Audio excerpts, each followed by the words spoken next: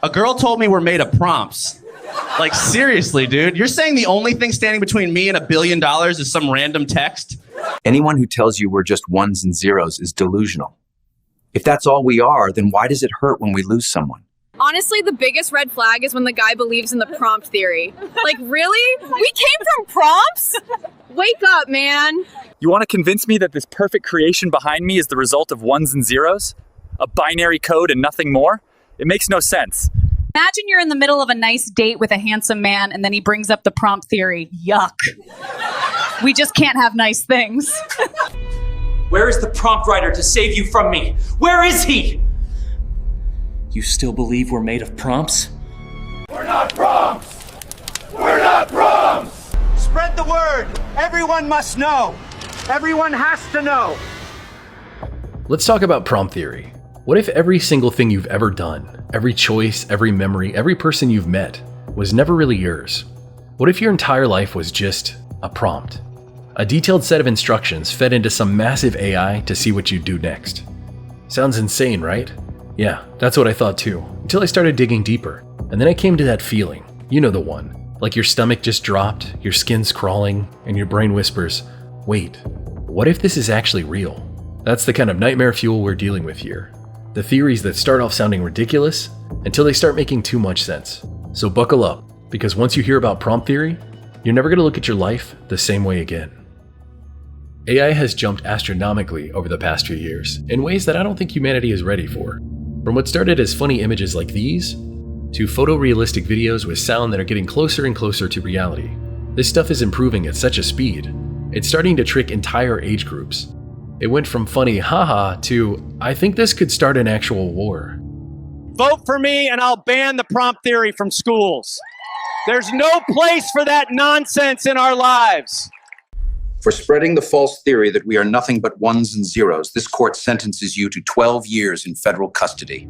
From students cheating on every test, and dissertations being written by AI, to AI performing life-saving surgeries and passing the bar exam, we aren't ready for this generational shift. Think about it, video games took 40 years to become lifelike. AI has done it in 3? At this rate, what is reality 3 more years from now? What is real? How can you tell? How are we going to believe anything we see or hear going forward? The truth is, we aren't. We are going to struggle hard.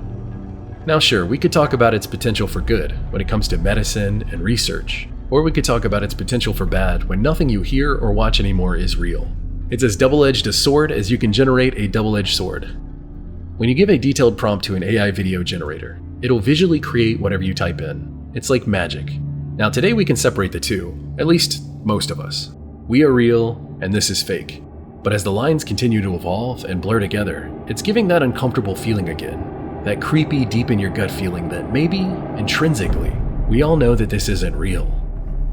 Or maybe I'm just thinking about it too deeply. Just because we wake up with goals in mind doesn't mean we're prompts.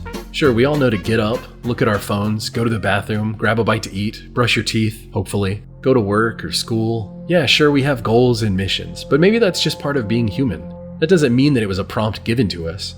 It's not like a video game where you load it up and the objective is survive.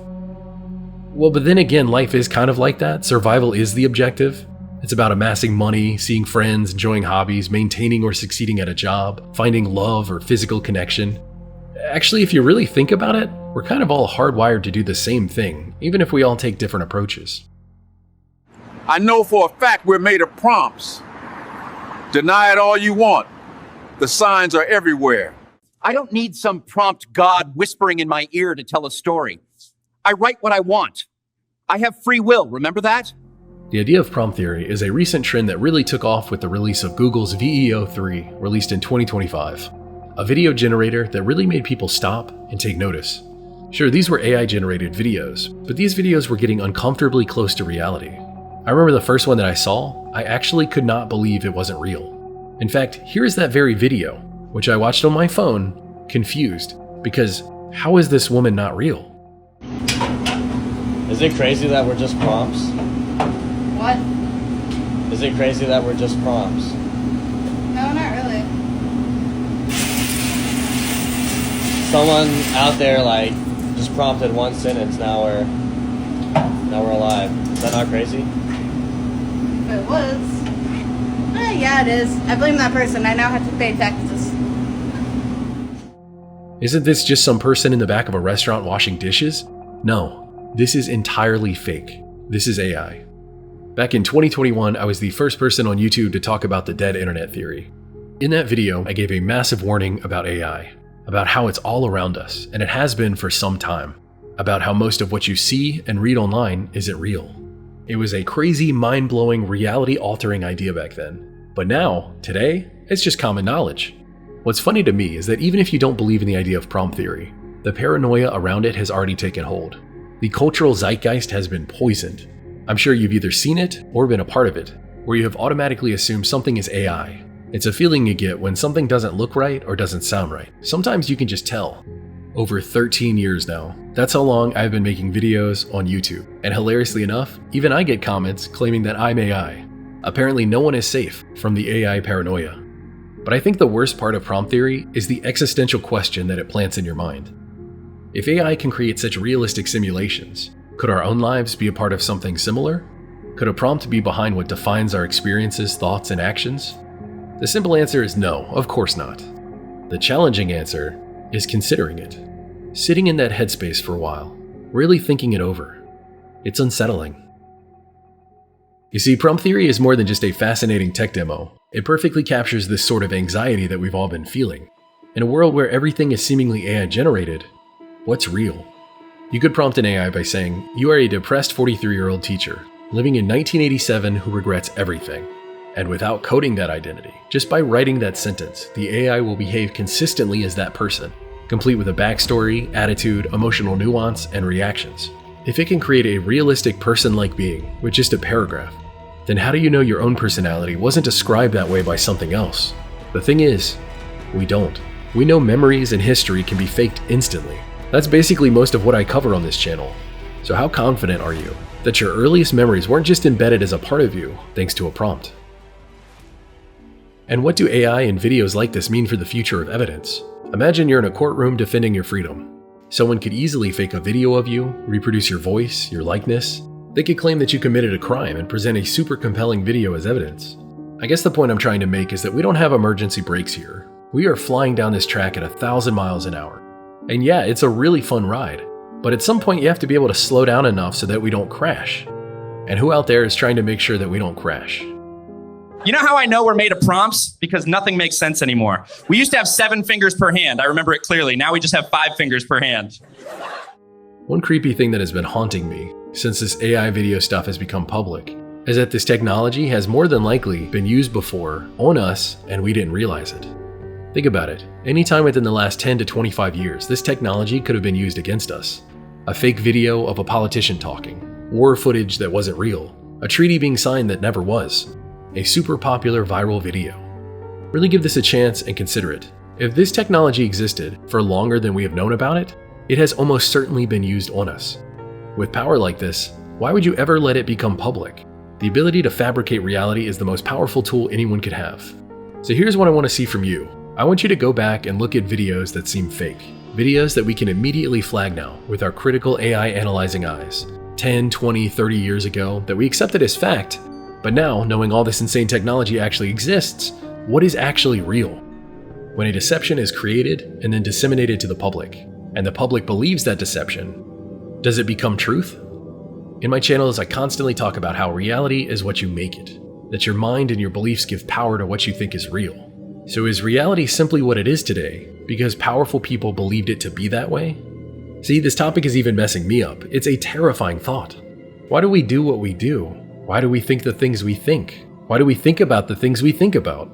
If you look at where prompting is right now, it's still in its infancy. It doesn't compare to our lives and our thoughts. But imagine it in 100 years. Imagine how far this technology goes. How much further than even the brightest minds today can envision it.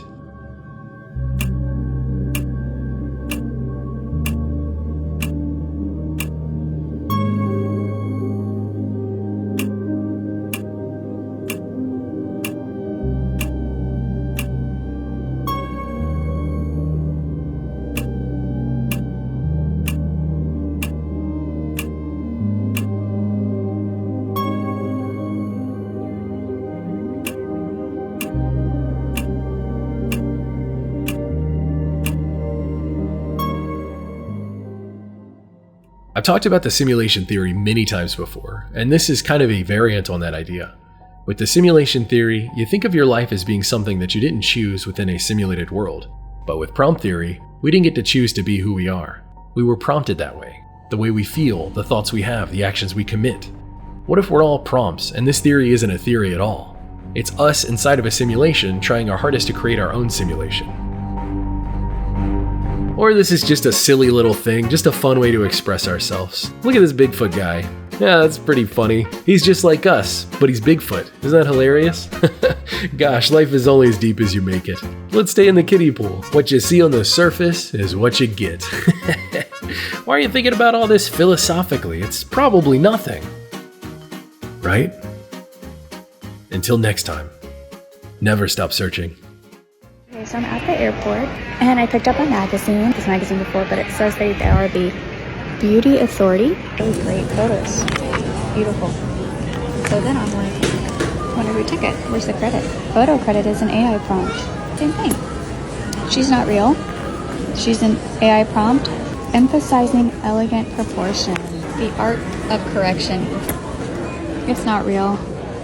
AI prompt, editorial beauty shot of a dermatologist wearing a white coat assessing a woman's face, 40s, glowing skin, subtle filter enhancements in cheeks and lips. This filler isn't real. This article is about beauty procedures. So why are we using fake women to talk about real women's bodies? Why are we using AI generated faces for this? All these procedures you can do, and we're using a photo of an AI prompted woman using the words emphasizing elegant proportions. What is that doing for anyone? Do you trust this information when it's paired with a fake face, a fake body? It just feels really off to me. As a photographer who has photographed so many real people, mostly women who feel like they're not photogenic, I love being able to get the trust of someone and being able to take a photograph that they really love, that they feel great in. And this just feels off to me. This isn't even about removing photographers from like magazines. This is about removing real people from stories that are about them. It says here in the article, confidence is a feeling.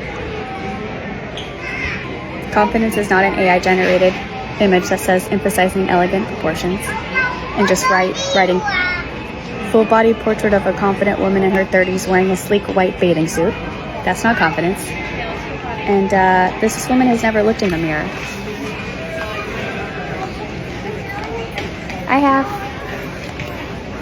I've looked in the mirror. I'm looking at this video right now. And